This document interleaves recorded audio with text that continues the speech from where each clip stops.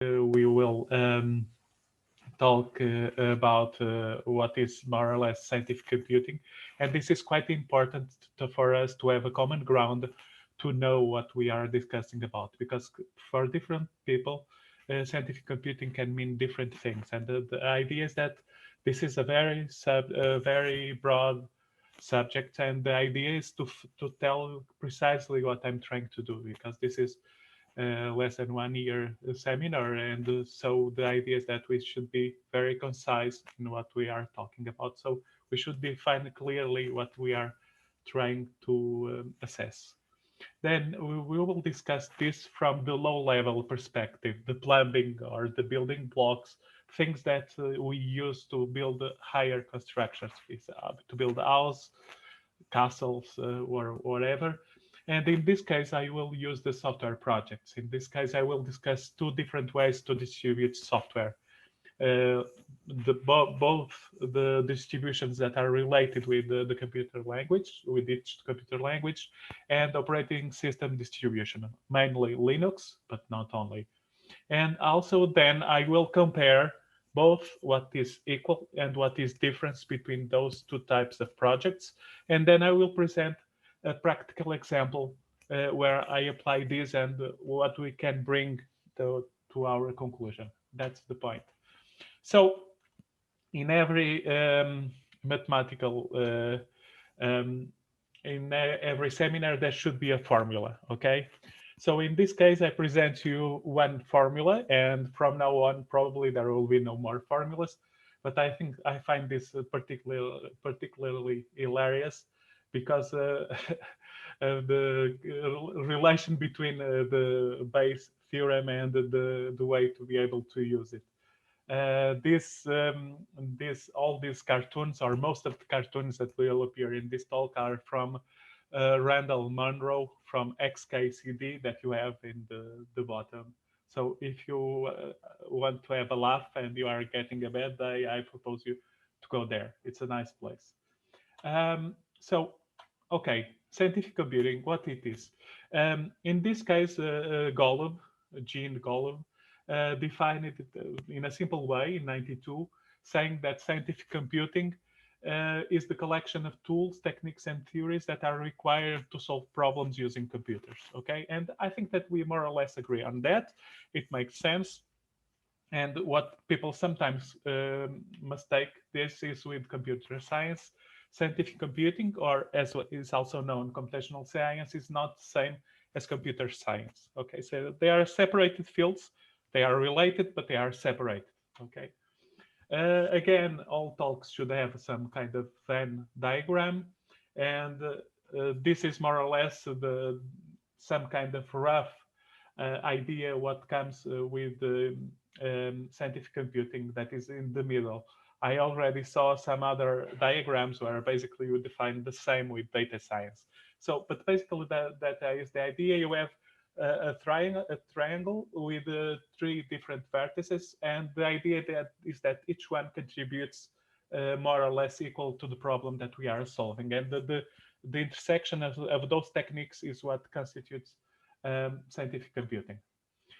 But the idea that is interesting. But okay, in operational terms, when we think about that, what are you thinking when we tell you about scientific computing? We think about the algorithms, about the models that we use, about the computer hardware, because sometimes with the computer is also quite important, because scientific computing, in a sense, it's only possible because we have computers, and also about the development process of the low-level tools that are required to connect everything, the pipes that I said in my abstract. Okay. So in terms of algorithms, usually most of them are numerical. There are non-numerical algorithms. There are computational models. There are simulations. There is the data processing that we do, and those algorithms are quite important, and also in data science. But at the same time, we have other models, and the modeling part is quite important. We have mathematical models, we have complex systems for there, and we also have some old new approaches, like the quantum formalism applied to economics, to finance, to genomics, and things like that. Those are examples of mathematical models that can probably in the future have a nice application using computers. Then we can also discuss about hardware. Usually, when people think about scientific computing, they also think about high performance computing. And in data science, due to the huge data, the huge amount of data that we are dealing, sometimes we also need to have a high performance computing to take care of those problems. And also some other related techniques, they are not necessarily equal. We have parallel computing, we have also in the new GP, general purpose, general programming, graphical programming units, basically doing calculations using the very powerful graphic units that we have in our computers. And also, it's important that the hardware doesn't work without software. So there is also another level that we will not talk about here that is required to make it everything work. Okay. And then there is also another process that is quite important, that is the development process of the low-level software tools. Okay, and in this case, the framework that is all the sets that is used to develop the building blocks, the pipes, that in our case are software packages that are used in the solution of the problems. In this case, we are dealing with data science, but this could be applied elsewhere. So basically, the process itself makes part is one of those techniques that Jean Golub referred. Okay, so my focus on this talk will be on the fourth point, the development process. Okay, the framework that makes that all work. And even so, I will specialize because as I've told, this is a very broad theme, a very interesting to me at least, and we will try to make some point and hope that at the end of the talk you got the most important points about this.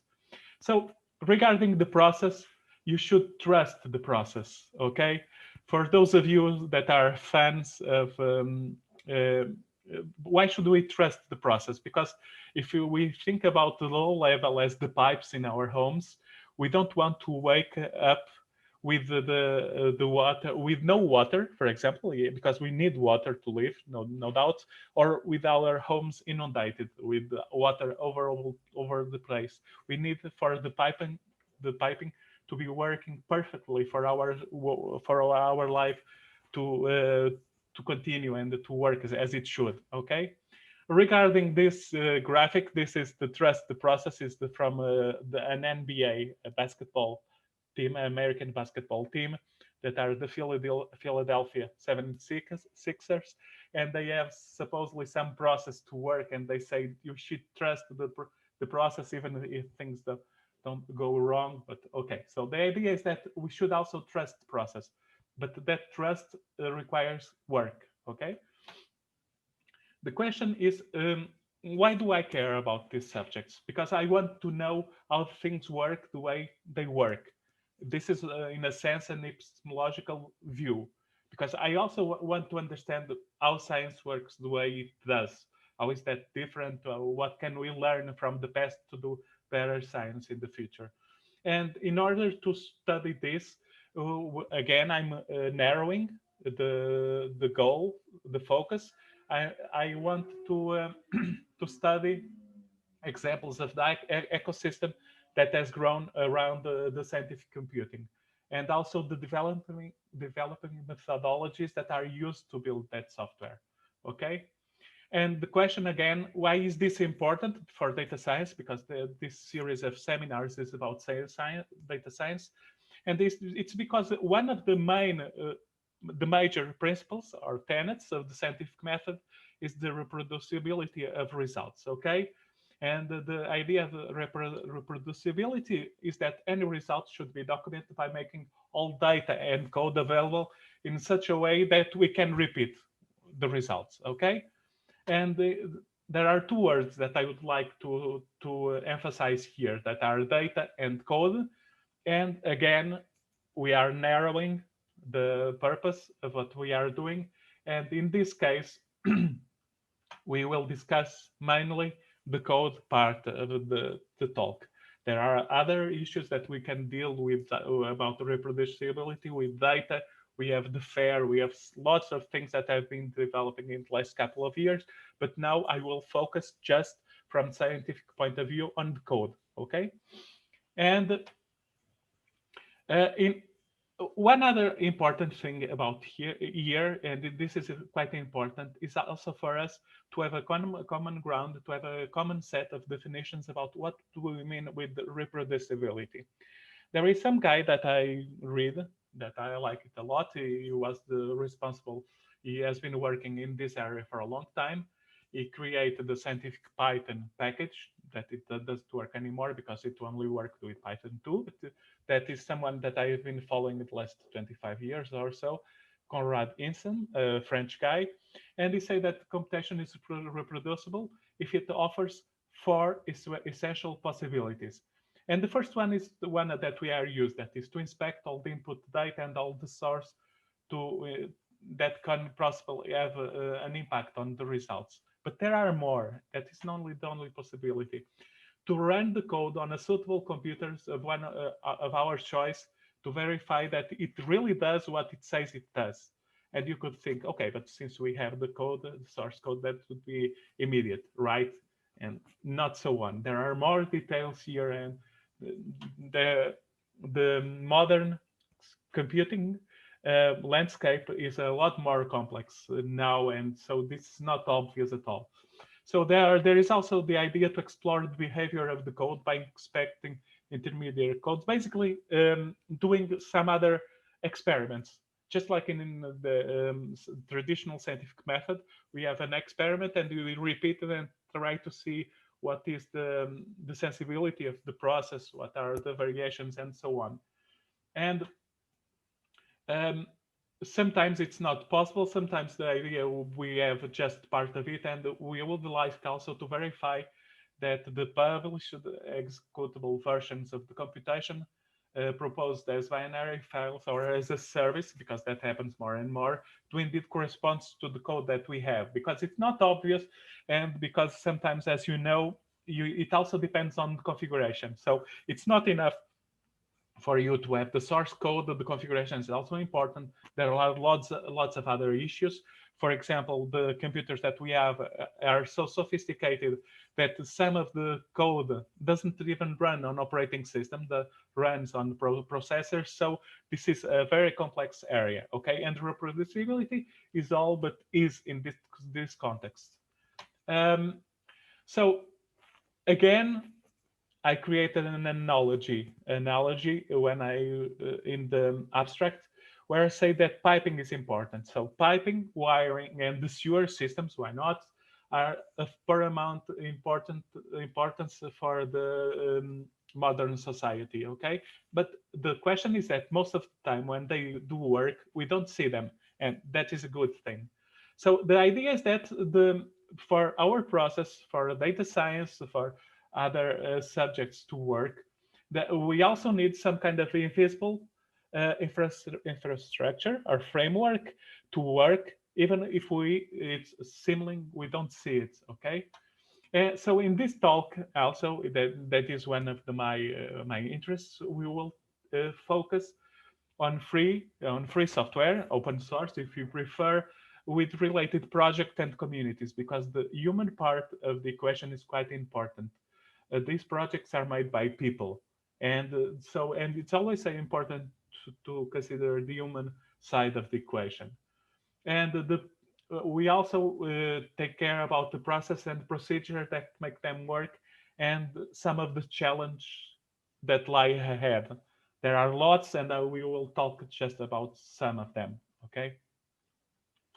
So um, in order for software to be useful, we need to distribute them, and there are two major types of software distributions. We have the package that are associated with computer languages, and we also have operating system distributions. Mainly, I'm talking about Linux and the BSD families and so on. There are others, but those are the major. And the idea is that those projects have similar goals. The idea is that they have software, they want to distribute them to their users in a more friendly way, but they also have differences, and will try to see what is common and what is different between them. There are other projects that mix a bit the both things, like Conda and RStudio in the package management, where they mix both different languages and different operating systems. But we will focus just on the top. So if we will look to the language pack distributions, there are lots of in our particular case, since we are dealing with data science, we have some of the most known here. We have Python, R, Octave, Julia, Lua, and there are then two that seem strange at first sight, that are JavaScript and LaTeX. And you can ask, but what? Why am I considering them? Because the publication, the documentation is also an important part of our packages, so they make all the sense. And JavaScript, because for some of the package, we create graphical interfaces, browser interfaces, and for that to work, we need JavaScript. Okay, I'm thinking, for example, about Jupyter. Jupyter that is a front end to several of those languages, like a notebook, and it requires JavaScript to operate. Okay, so the idea, one of the important things when people learn a new computer language, they usually take look in particular into the syntax. Usually that is the more difficult thing. But the important part is that the syntax is quite important, of course, but more important than that, you can have a very beautiful and elegant and nice syntax. But if you don't have functions that can be applied, that is worthless. Okay, so the functions are quite important, and that is one of the reasons why I initially liked Python. I use it a lot, and I like to use it because it has a motto that it has the batteries included. Why? Because in the standard library that comes attached to the language interpreter, you have the standard library quite rich and allows you to do lots of things, even reading emails if you want to. Uh, so in this case, the language is the idea is that you need at one level you need functions to be applied, and when you connect all those functions together in a different group, you can call then that some kind of bundle, or depending on those are the software package. So the idea that software package bundle functions that are related together. So depending on the language that they are using, they have different nomenclatures. They can call it libraries, modules, packages, whatever. But in this case, for simplicity's sake, we'll simply call it packages, okay? And those packages, there are thousands and almost dozens of thousands or more of those packages, and they are quite diverse. They have, for example, in terms of maintenance, some of them, for example, are managed by the core group that is working on the language. There are others that are developed by single developers, people that only want to scratch a hitch. So they try to do something that applies to them, and then they share the code, and the people, if they find it interesting, they will be using. And also in terms of licenses, because licenses are very important. We Everything that we are doing should abide to the law. Okay, and just like Donald Knuth from the art of computer programming and from the tech um, typing system, he always says that you should never create a random generator. Why? Because it will not be random, and it will. Even if you think that you are the cleverest, you will find out that that will not work. So use something that is already developed. In the particular case um, about licenses, the same. If you want to share some of your software, take one of the licenses that is already available. Okay, no need to go from scratch. Licenses are very important the way as they mix Sometimes it's not obvious. So that is my advice. Okay. Um, there are some specific language repository that are attached to the to languages. In the case of Python, we have PyPy. For Octave, for example, we have Octave Forge, or a new one that is the package extension index. For R, two of the most known are CRAN and Bioconductor. And now, initially, they grow up separate. Now, R and Bioconductor, each one refers um, the package, for example, in CRAN also refer some of the packages in Bioconductor if they are dependencies and so on. So they are working more and more together. For Perl, we have CPAN.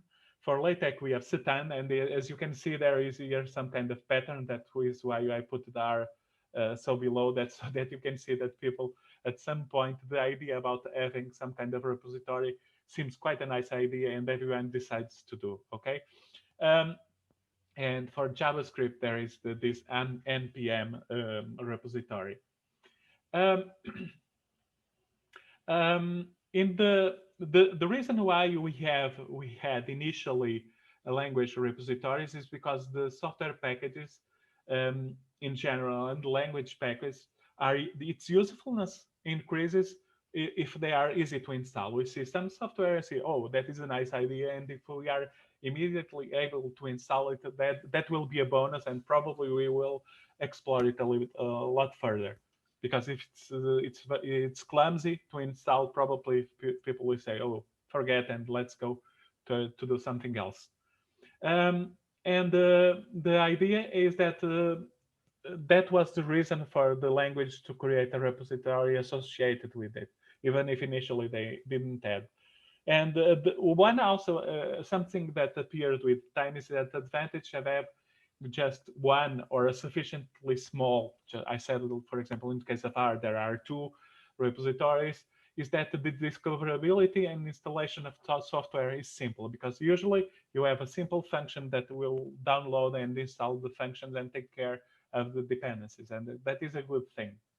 Um, but also the existence of these repositories allowed for the new package to depend on the previous package.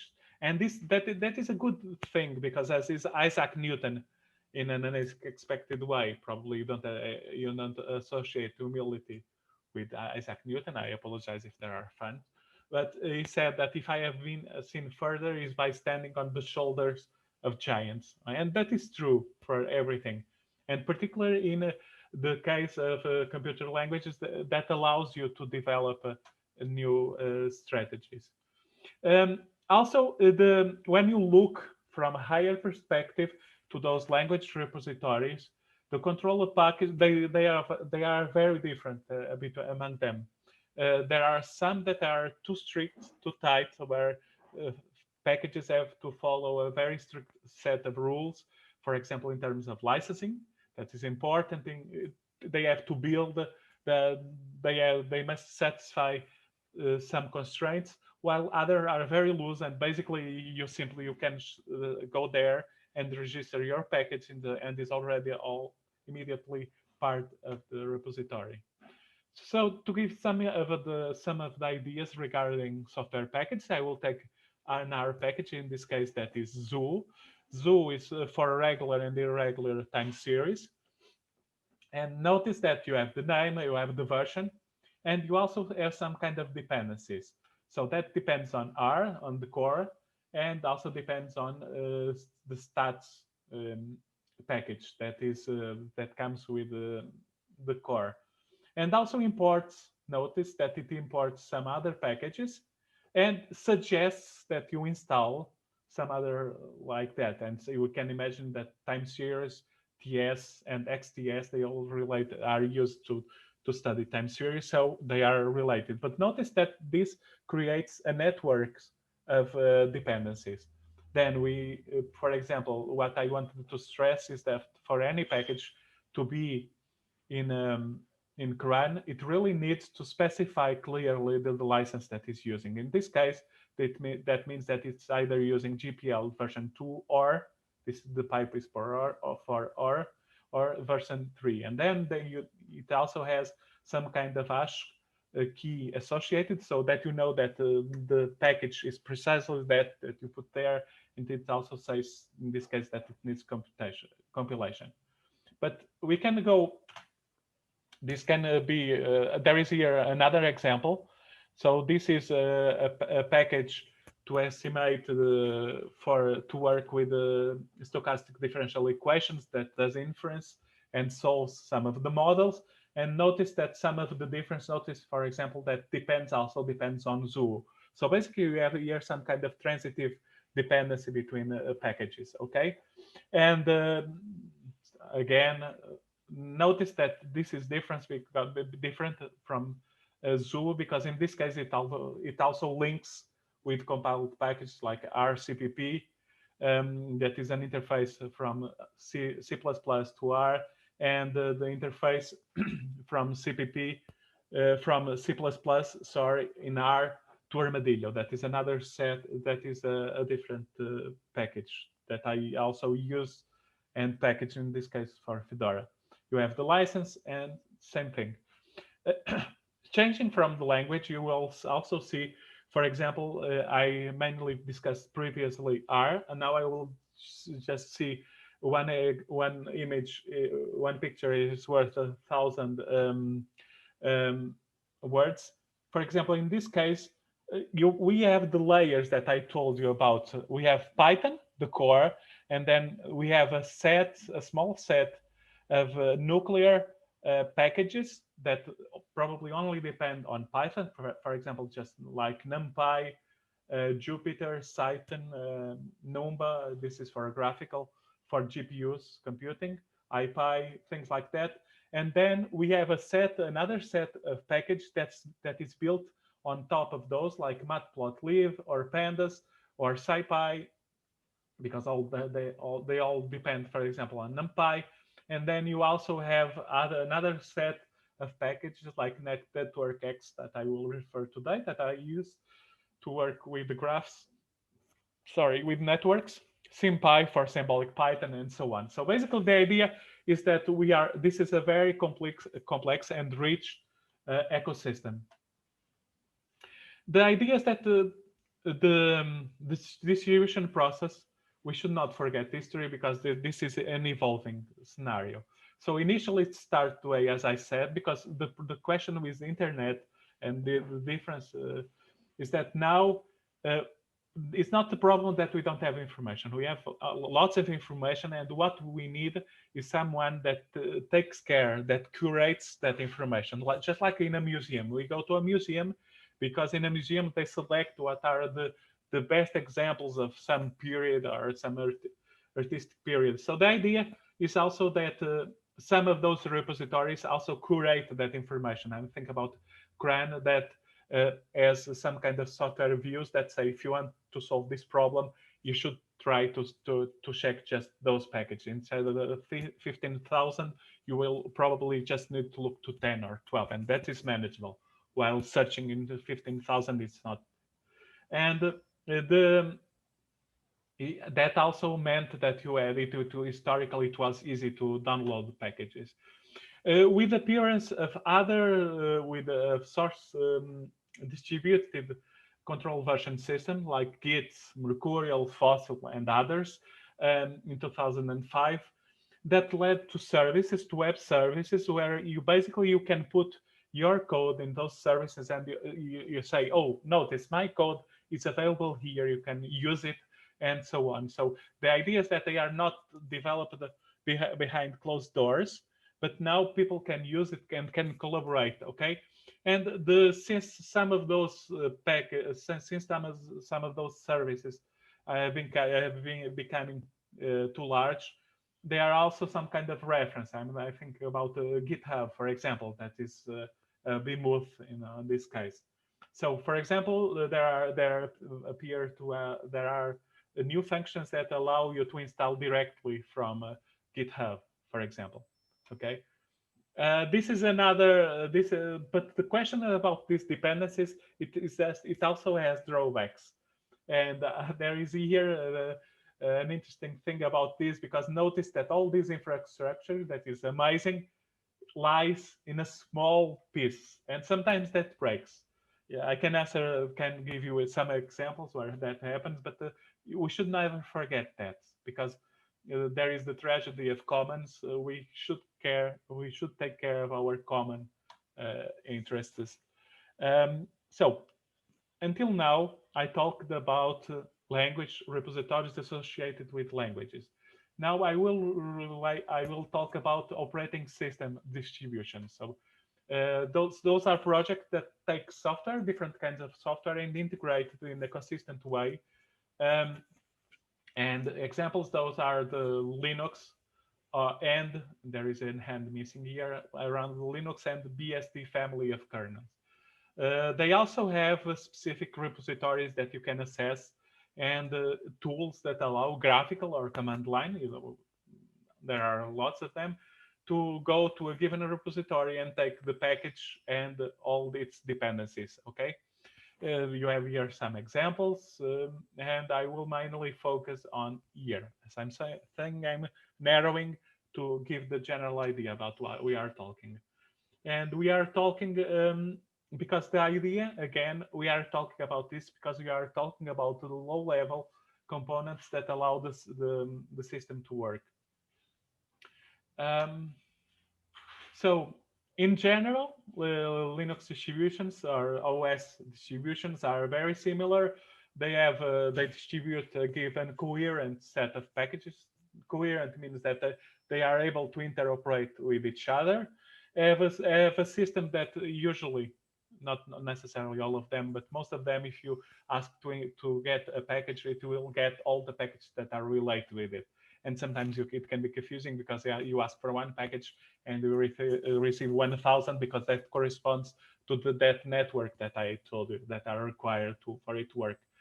So most of them follows well-established rules regarding the source code, uh, and they are associated with processes. And the one advantage of, for example, in this case, is that those distributions works in the different computer architectures. Okay, we are seeing, for example, now Apple changing from Intel to ARM, and they have all those issues. But in Linux, we have been doing that for a long time, for 25 years or more. And usually we also have a worldwide mirrors. We have a network, so that if I want to download, I can go to the closest mirror. And fortunately, at least in Portugal, the broadband is a reality, and this is becoming less a problem. But a shorter download is always a nice thing to have. Okay, they have similarities and they have differences. The differences are the release cycles, what is the time that they are supported, what is the enterprise that is behind them, who are they targeting, how do they update policies, what is the support, and so on. So even although they are similar, they are also quite different. Okay, and they have also this is not a static scenario. This is has been evolving. Okay, and there are also always different forces coming together, and that causes stresses. Okay, um, so the question, okay, we have two different channels to distribute software packages. How do related? They have some common characteristics, okay, that we already referred. They usually sometimes follow a set of rules or guidelines to have a coherent set of packages, and they are curated in that sense, and they take care of the interdependency between packages. But there are also some differences. Some of those are technical. Okay, why? Because in a sense they have competing interests. One wants the language want to abstract as much as possible the difference between different operating systems, because they want to provide the same software for Linux, for Windows, for Mac, for BSD, for whatever. And the OS repositories brings you the different perspective, the opposite point of view, because we want as much as possible that all language for more or less the same structure in order to share, for example, the system libraries. Okay, and not only that, each community also has that part is technical, but this is cultural. Each community has a different set of interests and culture, and there are tensions in there. I gave, for example, a talk in USR in 2008 in Dortmund about our package from a Fedora perspective. So we have been working on that for a long time. Okay, so this is not nothing new. And there are differences that so as I say, some of those differences between repositories is that they come from technical, not only from technical limitations, but also from the philosophy, different points of view. And this also sometimes even applies between the different distributions or the different languages. They have, each one has a different philosophy and so on. For example, some of the projects, some of the languages from using several versions of the same package, while some other projects encouraging. So you say you freeze this dependency set and you use it, and that's it. Um, the extreme case of that is again this cartoon, where basically this is applies to Python. If some of you use Python, you probably heard but there are ways to, in a sense, to encapsulate all the differences, and that relates with the need to reproduce, because the software or the results that you got were the result of computer packages at a given time at a given moment in time, and they had different dependencies, concrete dependencies. And if you come later, you will probably have a different, probably they will behave different. So the reproducibility is important, but that also creates some kind of tangled mess, just like this is supposed to say. Okay, so this is a landfill, if you want to. So it's not obvious, it's not a simple problem, it's not an obvious problem. So in the rest of the talk, I will discuss a practical application of both these things, both from a perspective of the language and from software distribution. I will talk about one Linux distribution, that is Fedora. Fedora is a Linux distribution developed by the community supported Fedora project, and in this case, this is sponsored by Red Hat primarily, but not only. With and the idea is that we create, there is a community that is there are companies that also are part of that community, and we develop some software. There are some Linux, other Linux distributions that are related. We have the Red Hat Enterprise Linux, CentOS, and Scientific OS. This was very known in the case of high performance computing.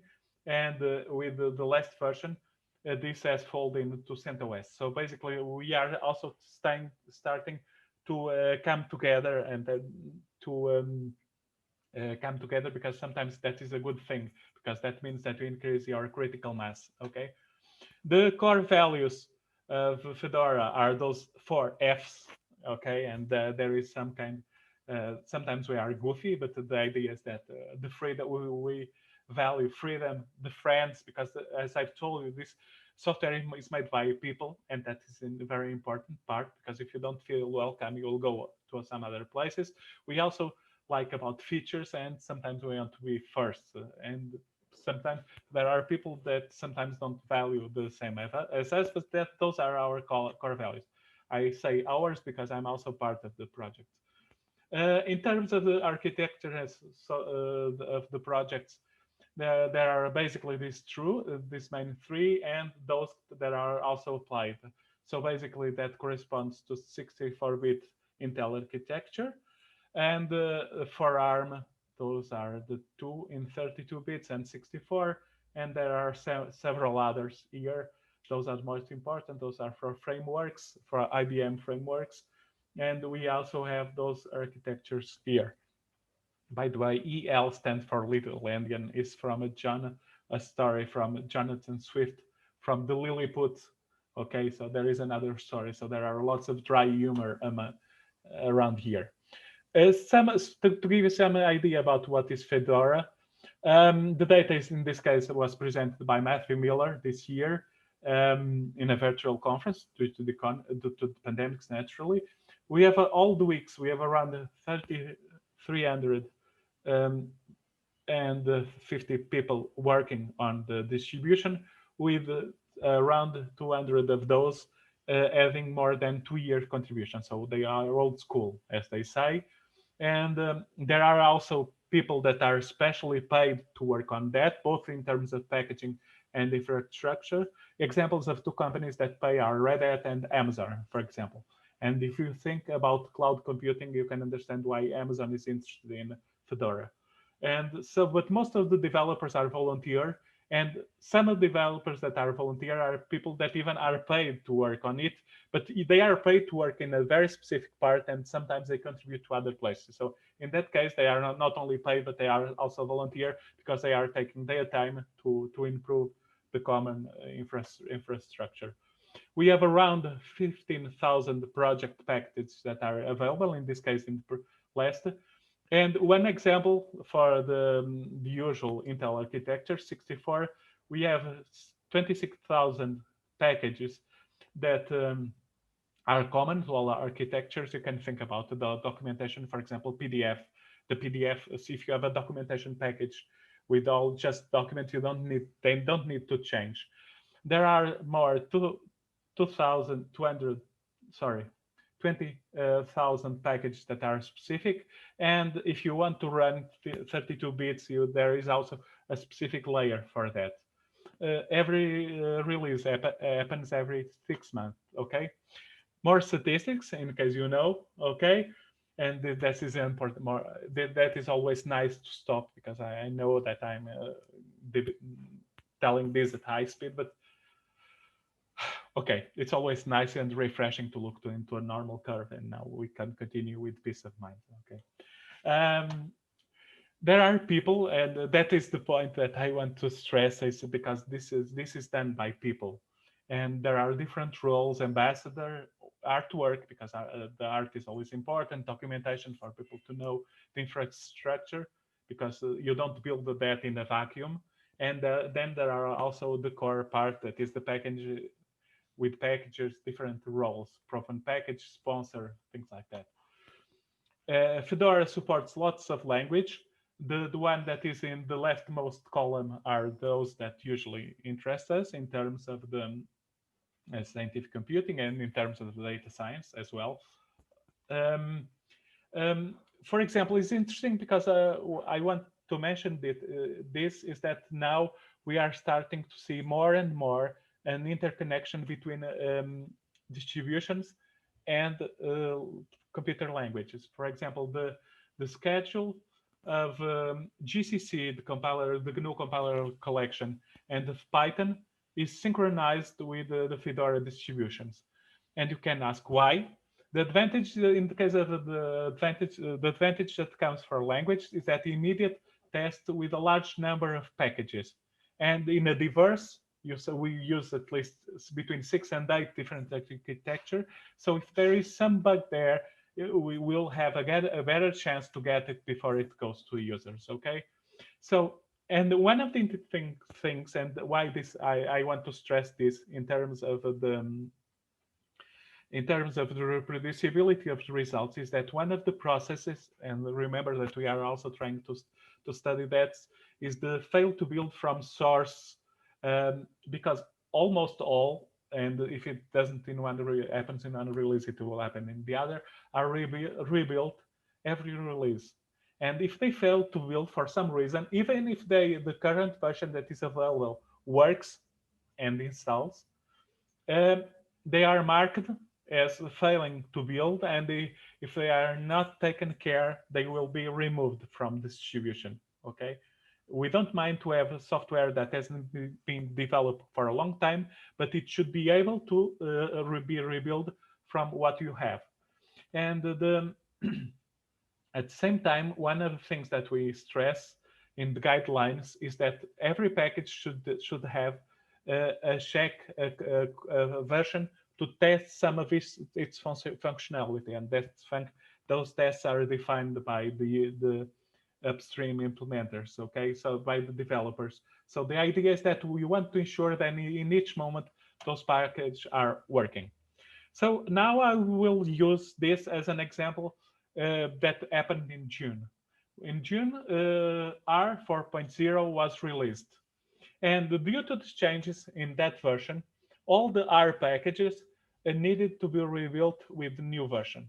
If they were built and installed with the previous version, they would not work, and R would complain loudly about that. So as we do usually, we start with our development process. We introduce package there, and then sometimes they follow through to the stable releases. So initially, um, Spot Tom Calloway, the guy that maintains R, he spearhead this project in Fedora 30T, and in what is now Fedora 33. Um, and later we decided the set of packages that is interested in our language that it was stable enough, and we should probably put it in our stable releases, and that was need to be backported. And at that point, there was necessary to have some person with a higher clearance access, because it was necessary to compile lots, the almost 440 package that we have there. Um, so in this case, I was the responsible, and which we deemed that this was important, and we if it wasn't the problem that it required to build all the packages, that would be nice. It's basically, you take the package, you compile to another version, and that's it. But now we need to compile not only the R, but also all the R packages, okay, that depend on it. Like, for example, in this case, another package that I maintain that is RPy, that connects R Python with R, okay. And the challenge is because of the network of dependencies that I've told you. And so initially we start by compiling R, and then we start to see, we create some network, some graph to define what are the leaves. So that means package that don't depend on any. And we start to compile that, and then we start to trim, and we repeat the process until we can't do it anymore. And it happens because the problem is that at some point, those dependencies that you saw create some kind of cyclic graph. So A depends on B, that depends on C, that depends on D, that depends on A. And there is no way.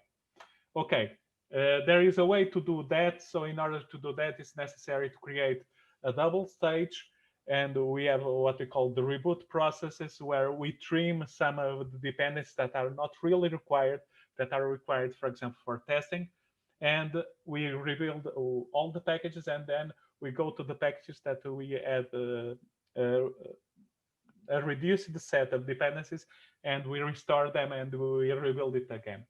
And in this case, so that you have some idea, it took me 29 iterations to have the process working, and more than a week of work to finish to reveal those for 440 R package that are present. Okay. There are also some opportunities, and that is the part that I want to stress, that have been working since 2008. We have been discussing this with some Debian guys just in that Dortmund conference. And last year, Iñaki Ucar, that is a Fedora distributor, a Spanish guy, he created a personal repository, that is what in Fedora we call it Copper. That means that once a day, basically he asks to CRAN what are the new packages that have been introduced, and basically it reveals it automatically, okay? And so, the advantage is that if you install a particular package, every time that you ask to install a package, and if you are in Fedora, you will get the package that is already compiled. You don't need to compile it yourself, okay? And that speeds the process. And so this is important and interesting to both projects, to Fedora and to R, because of the outcome that comes from that.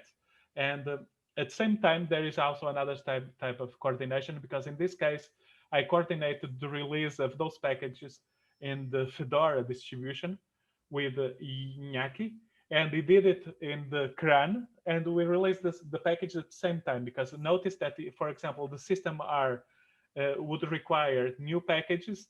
If all the packages were installed, that would be a mess for users. So there is some kind of ideas going on here, and that is very important. And if you go to CRAN in the download section, Linux for Fedora, you will get this package, this page that is managed by Iñaki. Okay.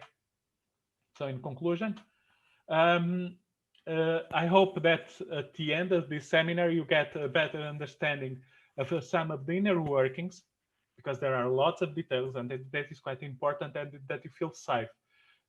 Because it's important, don't forget, for your own projects to test, to have a testing framework that are used if they are supposedly, if they are used as the basis for other projects. And if your project is interesting, that will probably happen. Okay, so it's always nice to be born on the using the best practices. And in this case, I show you two examples working with R and Python to tell you that the infrastructure at that level we are trying to work, and that is working as it should. And what we did for Python and R can be done for other scientific languages, and that is what we are doing. Okay, and for my part, that's all. I would like to thank you for hearing me. Thank you. Thank you very much, Zé. It was very enlightening for people like me that just want to press a button and have compute. And that is always yes, nice. we start doing the computations that I want. So we have a question, or by now, yes, 2 questions, I think, in the chat. Do you want to? Which page? I left the page here to be able to be easy to go there. The 17, I'm sorry. 17, okay. Yes. Fair enough.